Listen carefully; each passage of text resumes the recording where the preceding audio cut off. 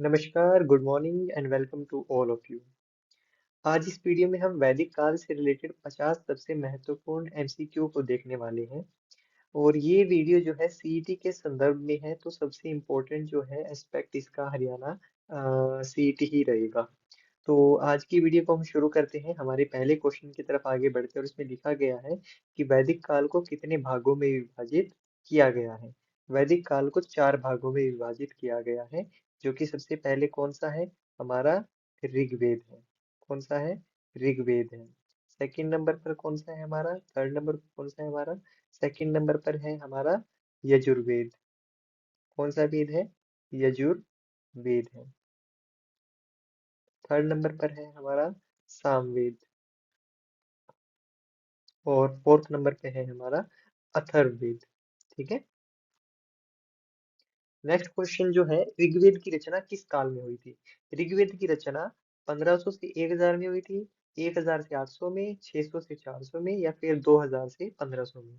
इसका correct answer होगा 1500 से 1000 ईसा पूर्व में इसकी रचना हुई थी। ऋग्वैदिक काल को 1500 तक का माना जाता है। उसके बाद में उत्तर वैदिक काल जो है शुरू हो जाता है। कौन सा काल? उत्तर वैदिक काल। उत्तर वैदिक काल में हमारे जो शेष जो हमारे 3 वेद हैं वो लिखे गए थे। आर्य शब्द का अर्थ क्या है? आर्य शब्द का अर्थ है श्रेष्ठ या कुलीन। वैदिक सभ्यता का मुख्य व्यवसाय क्या था? वैदिक सभ्यता जो है एक ग्रामीण सभ्यता थी। और जैसे कि हम सभी जानते हैं कि गांव में क्या होता है, गांव में कृषि होती है, पशुपालन होता है, व्यापार होता है या फिर निर्माण होता है। अब आप इस स्थिति को आप लगभग 1500 साल पहले, और 1500 प्लस 2400, तो आज के समय से आप 3500 साल पहले मान के चलिए। तो उस समय पर जो है पशुपालन जो है सबसे इम्पोर्टेंट होता था। तो इस क्वेश्चन का आंसर होगा पशुपालन। वैदिक काल में लोग किस फसल को नहीं जानते थे? वैदिक काल में लोग तंबाकू को नहीं जानते थे। जैसा कि हम सभी जानते हैं कि तंबाकू का जो प्रयोग है वो यूरोपियंस के आने के बाद में ही हुआ था। और इनमें मुख्य रूप से जो पुर्तगाली जो थे उनके द्वारा ये लाया गया था। तो चलिए आप बताइएगा, एक और प्रश्न पूछ लेते हैं कि जो सबसे पहले जो पुर्तगाली था वो कौन था जो भारत में भारत के समुद्री तट काली तट पर पहुंचा था। ठीक है। और इसी से रिलेटेड है एक और क्वेश्चन। वह कौन सा शासक था जिसने जो हमारा वास्को डी गामा जब आया था तो उसका जो है स्वागत किया था। ठीक है। तो इसका आंसर आप हमें कमेंट सेक्शन में दे सकते हैं। उत्तर वैदिक काल में वेद विरोधी शिक्षकों को किस नाम से जाना जाता था? इनको श्रमण के नाम से जाना जाता था। यजमान तो वो होते थे जो कि यज्ञ इत्यादि में जो है पार्टिसिपेट करते थे या फिर यज्ञ वगैरह जो है करवाते थे। ठीक है। तो ये सबसे इम्पोर्टेंट है कि श्रमण इनको बोला जाता था। सत्यमेव जयते किस उपनिषद से लिया गया है? सत्यमेव जयते मुंडक उपनिषद से लिया गया है। ऋग्वेद में कुल कितने मंडल हैं? ऋग्वेद में कुल 10 मंडल हैं। और 10वें मंडल में हमें वर्ण व्यवस्था के बारे में जानकारी मिलती है। किसके बारे में? वर्ण व्यवस्था के बारे में जानकारी मिलती है। आर्य भारत में कहाँ बसे थे? आर्य सबसे पहले आप मुझे बताइएगा कि सिंधु घाटी में या फिर पंजाब में? आर्य भारत में बसे थे पंजाब में। ठीक है। क्योंकि जो सिंधु घाटी सभ्यता थी वो तो समाप्त हो गई थी वैदिक पीरियड के आने के बाद में। तो उसके बाद में ये पंजाब में बसे थे। ऋग्वेद में सर्वाधिक उल्लेखित नदी कौन सी है? इसमें दो नदियां आपसे पूछी जाएंगी। गंगा का वर्णन तो सिर्फ एक बार हुआ है ऋग्वेद में, और यमुना का वर्णन 3 बार हुआ है। जबकि जो सिंधु और सरस्वती है इनके बीच जो कंफ्यूजन रहता है। तो सबसे जो फर्स्ट नंबर पे जो most number of the time जो रिवर का जो मेंशन हमें मिलता है वह है सिंधु नदी। कौन सी नदी? सिंधु नदी। और जो दूसरी नदी है उसको हम बोलते थे सरस्वती नदी। ठीक है। तो इसको हम बोलते हैं सरस्वती नदी। तो जो सेकंड रिवर है वो सरस्वती थी और फर्स्ट रिवर जो है सिंधु थी। तो इसका आंसर होगा बी, सिंधु नदी। नेक्स्ट क्वेश्चन है आपके सामने, इसमें पूछा गया है अस्तो माँ सदगम्य कहाँ से लिया गया है? अस्तो माँ सदगम्य जो है उपनिषद से लिया गया है। बृहदारण्यक जो उपनिषद है उसमें से इसको लिया गया है। ऋग्वेद का कौन सा मंडल सोम को समर्पित है? ये 9वां जो मंडल है वो सोम को समर्पित है। नेक्स्ट क्वेश्चन है क्वेश्चन नंबर 13। इसमें पूछा गया है सभा और समिति का उल्लेख किस वेद में मिलता है। सभा और समिति का उल्लेख हमें ऋग्वेद में मिलता है, सबसे पहले पूछा गया है। तो उत्तर वैदिक जो काल है उसमें जो है सभा और समिति की जो संरचना है उसमें काफी बदलाव आ गया था, क्योंकि जो उस समय तक वर्ण व्यवस्था जो है, जो कि ऋग्वेद के 10वें मंडल में बताई गई थी, उसमें काफी बदलाव आ गया था। तो इस वजह से जो सभा और समिति के जो इंस्टीट्यूशंस थे, इन दोनों में काफी जटिलता जो है देखने को मिलती है। आप सभी चाह रही होंगे कि इस लेक्चर को जो है थोड़ा सा एक्सप्लेन किया जाए कि ये जो सभा और समिति है इनको कैसे बनाया जाता था। तो इसके लिए हमने ऑलरेडी एक लेक्चर ले लिया है, आप हमारी प्लेलिस्ट में जाकर देख सकते हैं। और अगर आप फिर भी चाहते हैं कि उसको और भी ज्यादा डीपली बताया जाए तो आपको हम एग्जाम्स के बाद में जो है आराम से एक दिन पढ़ा देंगे, उसके लिए आप चिंता मत कीजिए। क्योंकि ज्ञान लिया हुआ कहीं भी नहीं जाता है, ज्ञान लिया हुआ अच्छा ही होता है। ज्ञान लीजिए जितना ले सकते हैं, रील्स को स्क्रॉल मत कीजिए। ठीक है। गायत्री मंत्र का उल्लेख कहाँ मिलता है? गायत्री मंत्र का उल्लेख हमें कहाँ पर मिलता है? ये हमें मिलता है ऋग्वेद से लिया गया है। ऋग्वेद के तीसरे मंडल में इसके बारे में बताया गया है। कौन से मंडल में? तीसरे मंडल में। नेक्स्ट क्वेश्चन है, इसमें आपसे पूछा गया है वेदांत दर्शक के प्रवर्तक कौन है? प्रवर्तक जो है इनके बादरायण जी हैं। हालांकि अभी के समय में आदि शंकराचार्य जो हैं उनका माना जाता है कि अ, उन्होंने अद्वैतवाद की जो है स्थापना की थी। अद्वैतवाद क्या था? उसमें बोला गया था कि जो ब्रह्म है, ठीक है, ब्रह्म जो है इंसान में ही वास करता है। और सबसे इम्पोर्टेंट बात कि आज के समय में जिसको हम बोलते हैं, जो मॉडर्निज्म जो आया है उसकी वजह से जो है इंसान जो है मिथ की जिंदगी जो है जी रहा है। तो वो जो मिथ जो है उसको अगर हटा दिया जाए तो हम ब्रह्म को पा सकते हैं अपने अंदर ही। तो ये हमारा अद्वैतवाद का जो है कंसेप्ट था। नेक्स्ट क्वेश्चन है, इसमें पूछा गया है उत्तर वैदिक काल में, उत्तर वैदिक काल में किस देवता को सर्वोच्च स्थान जो है प्राप्त था? उत्तर वैदिक काल में प्रजापति जी को जो है सर्वोच्च स्थान प्राप्त था। और ऐसा माना जाता है कि प्रिजर्वर ऑफ द अर्थ भी इनको बोला जाता है, मतलब सृष्टि के संरक्षक। ठीक है, संरक्षक इनको बोला जाता है। नेक्स्ट क्वेश्चन के ऊपर चलते हैं। देखिए अब तक 16 क्वेश्चन पूछे हैं मैंने, और ये 16 के 16 क्वेश्चन बिल्कुल डिफरेंट है, और सच में क्वेश्चन जो है बहुत ही ज्यादा इंपॉर्टेंट है। अगर आप एक बार इनको पढ़ लेते हैं तो आपका वैदिक एज का जो कंसेप्ट है वो बिल्कुल क्लियर हो जाएगा। नेक्स्ट क्वेश्चन जो आपके सामने आया है, इसमें पूछा गया है दशराज जो युद्ध था वह किस नदी के तट पर लड़ा गया था? दशराज युद्ध के बारे में बता देता हूँ, जो कि प्री आर्यंस जो थे और जो आर्यंस जो थे, मतलब जो प्री आर्यन और जो बाद के आर्यंस थे, उनके बीच में जो युद्ध हुआ था, तो उस युद्ध को क्या बोला जाता था? उसको दशराज युद्ध बोला गया था। ये पुरुषनी नदी के तट पर हुआ था। पुरुषनी नदी जो है उसको आज के समय में रावी नदी बोलते हैं। हम कौन सी नदी बोलते हैं?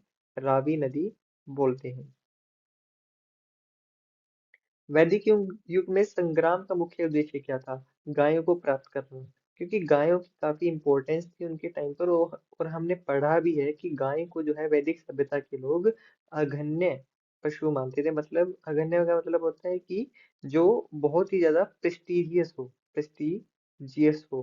तो आप सभी को हालांकि थोड़े बहुत अंग्रेजी के शब्दों में दिक्कत हो रही होगी, तो इसके लिए हमारी इंग्लिश की क्लासेस को जरूर देखिएगा। इंग्लिश की क्लासेस जो है हरियाणा वाले बच्चों के लिए ही बनाई गई है, जिसमें हरियाणवी लैंग्वेज में हम आपको अंग्रेजी सिखाएंगे इस बार। पहली बार नया ट्रायल होगा आप सभी के लिए, लेकिन हमने ऐसा पहले भी किया है ऑफलाइन मोड में। तो इस बार आप सभी के लिए फ्री ऑफ कॉस्ट हम ये प्रोग्राम जो है लॉन्च करने वाले हैं। किस वेद में जादू टोने और वशीकरण का उल्लेख है? यह उल्लेख है हमारे अथर्ववेद में। मैंने आप सभी को बताया था कि आयुर्वेद के बारे में, और साथ में हमारी जो अगर किसी को कोई दिक्कत हो जाती है तो आप सभी लोग क्या करते हैं आज के समय में? हम तांत्रिक की दिखाते हैं कि जहाँ डॉक्टर का हाथ नहीं चल रहा वहां मे भी तांत्रिक का हाथ चल जाएगा। मैं किसी को सपोर्ट नहीं कर रहा हूँ, जस्ट एक कॉमन थिंग बता रहा हूँ मैं। तो वो जो चीजें हैं वो हमारे अथर्ववेद से ली गई हैं। तांत्रिकवाद का अर्थ होता है कि जो माता की जो भक्ति करते थे, ठीक है, तांत्रिकवाद का अर्थ ये होता है। तो अथर्ववेद में जो है जादू टोने और वशीकरण के उल्लेख के बारे में पता चलता है। ऋग्वेद में गोधन का मुख्य उपयोग किस रूप में होता था? गोधन का उपयोग संपत्ति के रूप में होता था। अब इसमें क्वेश्चन पूछा गया है, वैदिक युग की सबसे प्राचीन संस्था कौन सी थी? सबसे प्राचीन संस्था थी हमारी सभा। सभा में जो है एलीट क्लास के लोग, जो कि मतलब राज राजभवन से रिलेटेड थे, या फिर जो मंत्रीगण होते थे, वो सभी जो है पार्टिसिपेट करते थे और डिसीजन मेकिंग जो है करते थे। समिति जो है आम लोगों की सभा होती थी। इसको आप मान के चलिए, इसको आप ब्लॉक पंचायत मान लीजिए या फिर डिस्ट्रिक्ट पंचायत मान लीजिए, और इसको आप ग्राम सभा मान लीजिए। ठीक है, तो आप सभी को ग्राम सभा के बारे में पता तो होगा ही। ग्राम सभा हर उस व्यक्ति के अधिकार क्षेत्र में आता है जिसकी 18 वर्ष से ऊपर आयु होती है। ठीक है, और जो ब्लॉक पंचायत है, इसमें आपके सिर्फ और सिर्फ जो रिप्रेजेंटेटिव हैं वही भेजे जाते हैं, जैसे कि सरपंच हो गए, पंच हो गए। ठीक है, तो इनको जो है भेजा जाता है और ये फिर आगे जा करके आगे इलेक्ट करते हैं, जिससे डिस्ट्रिक्ट पंचायत में कौन बैठेगा वो चुनाव होता है। ऋग्वेद में सभा को क्या कहा जाता था? इसको कहा जाता था निरूपित। गायत्री मंत्र के रचयिता कौन है? देखिए, इसमें सबसे इम्पोर्टेंट है अगस्त्य जो है, इनके बारे में मैंने बताया था। इनकी जो पत्नी का नाम क्या था? लोपामुद्रा था। ठीक है, और सबसे इम्पोर्टेंट बात कि ब्रह्मवादिनी किसको कहा जाता था? ब्रह्मवादिनी जो है उन महिला संतों को कहा जाता था, या फिर महिलाओं को कहा जाता था जिन्होंने वेदों में अपने जो है वेदों में अपने मंत्रों का, या फिर वेदों में कुछ ना कुछ रचना की है। ठीक है, और इसका आंसर क्या होगा आप मुझे बताइए, गायत्री मंत्र के रचयिता कौन है? इसका राइट आंसर होगा विश्वामित्र जी। ऋग्वेद में वर्णित प्रमुख देवता कौन है? ऋग्वेद के बारे में पूछा गया है, इसमें जो प्रमुख रूप से जो देवता के बारे में बताया गया है वह है इंद्रदेव। ऋग्वेद के अनुसार अघन्य शब्द का प्रयोग किसके लिए हुआ है? ये प्रयोग हुआ है गाय के लिए। मैंने अभी बताया कि गाय को वो लोग क्या मानते थे? प्रेस्टिजियस मानते थे। नेक्स्ट क्वेश्चन है, इसमें पूछा गया है वैदिक युग में यव का तात्पर्य किससे था? यव का तात्पर्य था हमारा जौ से। ठीक है, इसमें अन्य फसलों के बारे में बता देता हूँ। गेहूं जो है एक रबी की फसल है, चावल जो है एक खरीफ की फसल है, और जो हमारी कपास है ये भी एक खरीफ की फसल है। अब सबसे इम्पोर्टेंट एक और बात होती है कि रबी और खरीफ की फसलों को कैसे याद रखा जाए, या फिर रबी के मीनिंग को कैसे याद रखा जाए। रबी को ऐसे याद रखिए, एक सॉन्ग आप सभी ने सुना होगा, रबी रे रली गुलाब की डली, मेरा दिल चुरा के तो दूर कहाँ चली, है ना? तो ये वाला जो सॉन्ग है इसको आप याद रखिएगा। इसका जो मीनिंग है, इसका मीनिंग क्या है? रबी रे रली, ठीक है, गुलाब की डली। तो जो रबी है, रबी सर्दियों के मौसम के बारे में बातचीत की गई है, जिसमें ये बोला गया है कि गुलाब जो आपके जो गाल है वो सर्दियों में गुलाब की तरह लाल लाल हो जाती है। ठीक है, तो ऐसे आप मान के चलिए, इसका जो मीनिंग हो जाएगा, फिर सर्दियों में लाल होती है तो इसलिए रबी जो है सर्दी की फसल है। किस वेद में वाणी को देवी स्वरूप माना गया है? ये माना गया है हमारे ऋग्वेद में। मनुस्मृति का मुख्य विषय क्या है? मनुस्मृति का मुख्य विषय है धर्म। ठीक है, इसमें देखिए, जो धर्म जो था उसका मीनिंग उस टाइम पर ये था कि धर्म का अर्थ है कि जो नीति जो है निर्धारित की गई है उसके अनुसार जो है समाज को चलाना। ठीक है, जो वेदों के अनुसार जो चीजें बताई गई है उसके अनुसार जो है चीजों को चलाना। और मैंने आप सभी को पूछा था कि पुरोहित जो है उसका रोल क्या होता था? पुरोहित जो है राजा की हेल्प करता था कि ये बताने में कि धर्म क्या है, ठीक है, राइट पाथ क्या है। तो ये जो है मनुस्मृति में बताया गया है। ऋग्वेद में सर्वाधिक उल्लेखित नदी कौन सी है? ऋग्वेद में सर्वाधिक उल्लेखित नदी है हमारी सिंधु नदी। ठीक है, दूसरे नंबर पर सरस्वती नदी है। ठीक है, गंगा के बारे में एक बार जानकारी मिलती है, और यमुना के बारे में 3 बार जानकारी जो है मिलती है। उपनिषद का मुख्य विषय क्या है? उपनिषद का मुख्य विषय है दर्शन। दर्शन से अभिप्राय है कि उपनिषद के बारे में मैंने आप सभी को बताया भी था। उपनिषद का मीनिंग है कि जीवन का लक्ष्य क्या है, जीवन क्या है, ब्रह्मा क्या है, जीवन में मृत्यु के बाद में क्या होगा, ऐसा क्या है कि जो इंसान जो है अपनी शक्तियों का इस्तेमाल कर सकता है और कभी भी अपना जो है शरीर जो है छोड़ सकता है। तो ये सारी जो चीजें ये उपनिषद में बताई गई हैं। अपनयन संस्कार का संबंध किससे है? अपनयन संस्कार का संबंध है शिक्षा से। इसमें क्या होता था ना कि शिक्षा के लिए एक जो है एक प्रक्रिया जो है निर्धारित की गई थी, जिसमें अपनयन संस्कार जो है जिसको बोला जाता था। वर्ण व्यवस्था के तहत जो अ, उत्तर वैदिक जो काल था उसमें जो अपनयन संस्कार है वो लाया गया था, और उसका मीनिंग ये हो गया था कि जो शिक्षा का जो क्षेत्र है वह केवल ऊपरली ऊपर वाले जो तीन वर्ग हैं वहीं तक जो है सीमित है। ठीक है, तो इसका मीनिंग ये हो गया था। तो ये जो शिक्षा के लिए लाया गया था, और इसमें जो है अलग अलग जो जैसे कि वर्ण था उसके लिए अलग अलग जो है उम्र जो है निर्धारित की गई थी। जैसे मान लीजिए 6 वर्ष की आयु में राजवंश से जो है वो आ सकते हैं, 9 वर्ष की आयु में ब्राह्मण वाले आ सकते हैं, ठीक है, 12 वर्ष की आयु में जो है जो हमारे वैष्णव जो वो है, ठीक है, जो हमारे वैश्य जो है उनसे आ सकते हैं।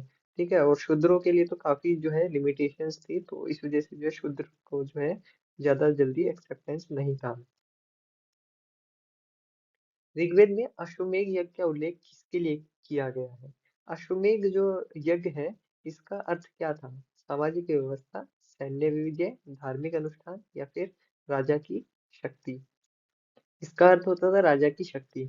आप सभी ने रामायण के समय में देखा होगा कि एक घोड़ा जो है उसको अश्वमेध यज्ञ के बाद में छोड़ दिया जाता है, और वो है जो घोड़ा है वह हर क्षेत्र में जहां भी जाता है, अगर उस घोड़े को वहां से जाने दिया जाता है तो इसका मतलब ये हो जाता है कि वह जो है राजा की आधिपत्य को स्वीकार कर चुका है, और अगर कोई उसको रोक लेता है तो इट मीन्स कि राजा के आधिपत्य को जो है चैलेंज किया गया है। क्या किया गया है? चैलेंज जो है किया गया है।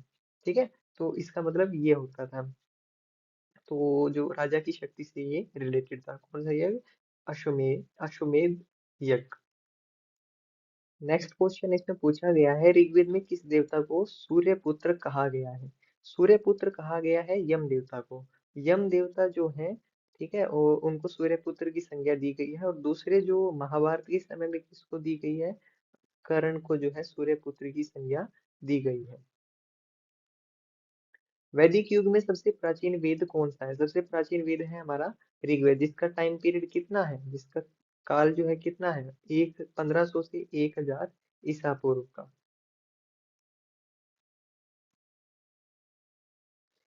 नेक्स्ट क्वेश्चन, लगभग 35वें क्वेश्चन पर हम पहुंच गए हैं, जिसमें पूछा गया है ऋत का वैदिक अर्थ क्या है?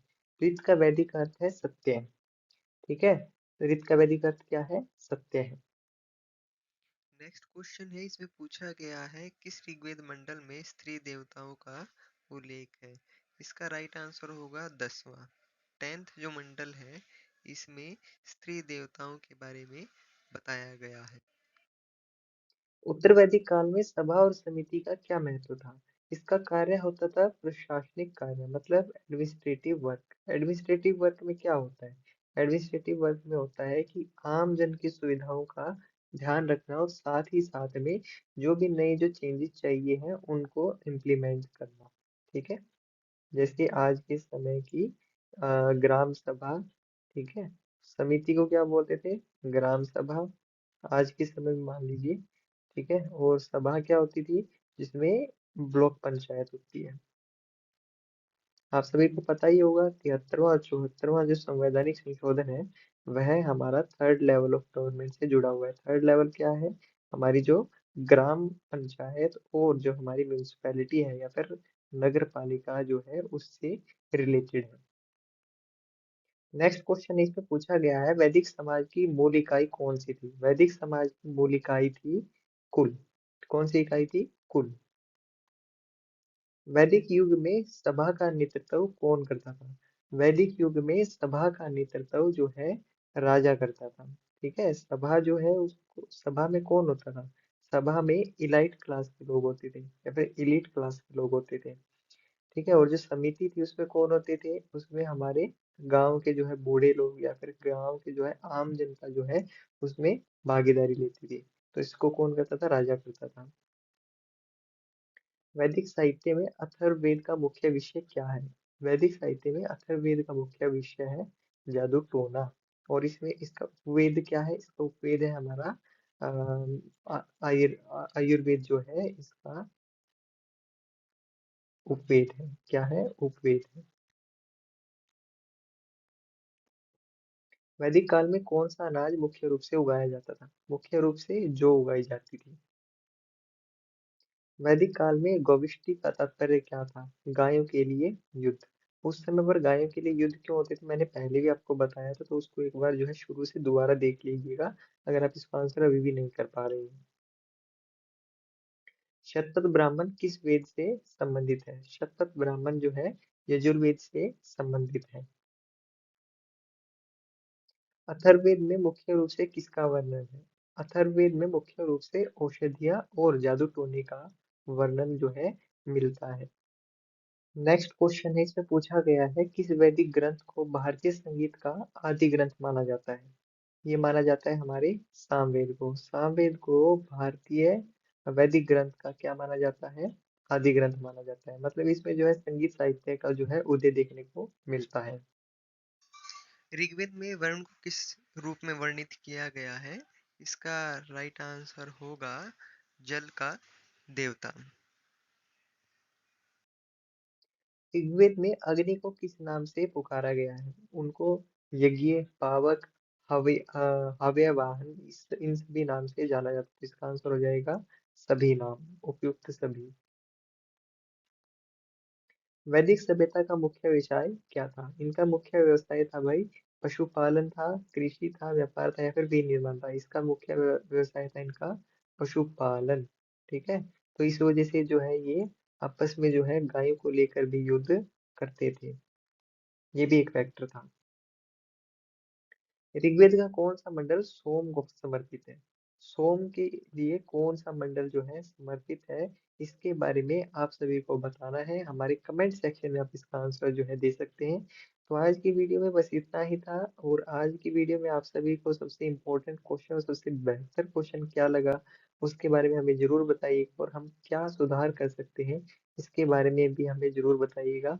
तो इसी के साथ में आप सभी के लिए अभी के लिए बाय बाय। और हम सभी लोग जो है कल मिलते हैं। तब तक के लिए अपना ख्याल रखिए और अपनी जो है पढ़ाई को ऐसे ही चालू रखिए। और साथ ही साथ में हमारे चैनल को जो है शेयर कीजिए, लाइक कीजिए और सबसे इम्पोर्टेंट सब्सक्राइब तो जरूर कीजिए। Thank you.